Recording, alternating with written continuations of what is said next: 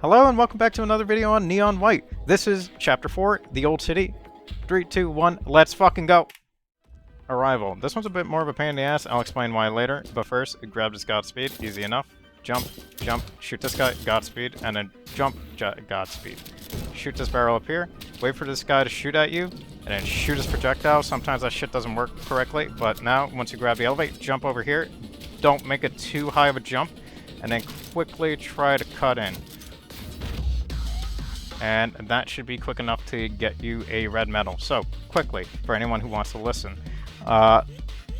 Pretty much why this level can be a pain in the ass, specifically with speed, is because the game's speed mechanics work a little bit odd in places. So, the reason why with the elevate that I was using to get on those little water aqueduct things, I use it almost immediately as soon as I jumped, was because if you spend too much time in the air, you pretty much risk losing a lot of your speed and a lot of your time. What you want to do is you want to stay as close to the platform or that water aqueduct as you can to maximize the amount of speed that you get as you're moving forward. Also, you want to stay as close to that edge, so like push up against it, so you can actually just immediately speed off into the goal. It's a bit tricky and it requires a lot of practice and timing, but eventually, you know, you can get it and it's not too much of a problem.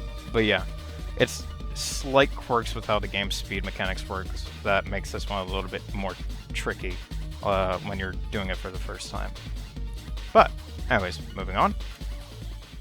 Alright, Forgotten City. What you want to do is quickly grab this Godspeed, jump over here on this windowsill, then quickly dash, make it over here, quickly come over here, and then quickly grab a Godspeed that's around the corner. Then kill this guy, and then kill this guy. Quickly, don't Godspeed just yet. Okay, what? Okay, and then a Godspeed over here. There is a much quicker way of doing this that I have fucking lost track of how to do properly, because it's actually been quite a while since I've actually done this quite properly. But that is quite possibly I'm using massive quotes here, easiest way to get a sub 33 time for a red medal. It's tricky, it's very difficult, it'll definitely require a lot of practice, but it's probably the easiest way to get you a red medal. But after this, moving on, is a boss fight. A boss fight in this game, well, you'll see. Anyways, Clock Tower. Alright, so quickly. First, grab these pistols, shoot this motherfucker dead, then quickly shoot these crystals, then look to your right, shoot this crystal, and then unload on him. Then jump over here, grab the elevate, and shoot at the crystals that are up here. Then quickly grab any ammo that you can, shoot this guy, shoot right there, land on the banister, and then quickly elevate over here, shoot that, and then quickly whoop whoop. If you still have an elevate, you can use it as insurance, but otherwise, you don't have to. And then quickly just destroy those crystals and kill this guy. So once he's below the lower clock hands, you can throw your bomb, and there you go. That puts us well below the clock tower's red medal requirements, which is 53 seconds, 40 seconds. Very, very simple once you get the path down. Also, I forgot to mention that put 2 bombs on his body once you're going into the clock tower. Mainly because if you don't put 2 bombs, if you don't put 2 bombs and you only put 1, it's not going to be enough to actually make it to the clock tower, so you just put 2. And if you can, try to have an elevate with you, just in case if the bombs don't put you close enough, or if they don't raise you high enough to get into the clock tower.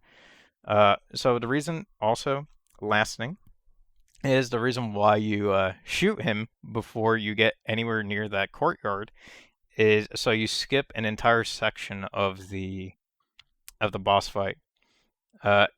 Some people think it's not intended, but it actually is intended, mainly because there's a whole fucking achievement for it. So just shoot him before you get to the courtyard a few times until his shield pops up, and you should be fine.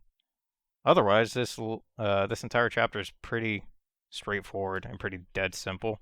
It's just it requires a lot of attempts if you try to get a somewhat reasonable path. But yeah, other than that, that has been all for this chapter. Hopefully the next chapter doesn't take too long. Probably not. But that introduces quite a few more mechanics that are going to be, well, let's just say painful to use. But yeah, anyways, this has been all for this video on Neon White. And hopefully I'll see you guys on the next one. Bye-bye.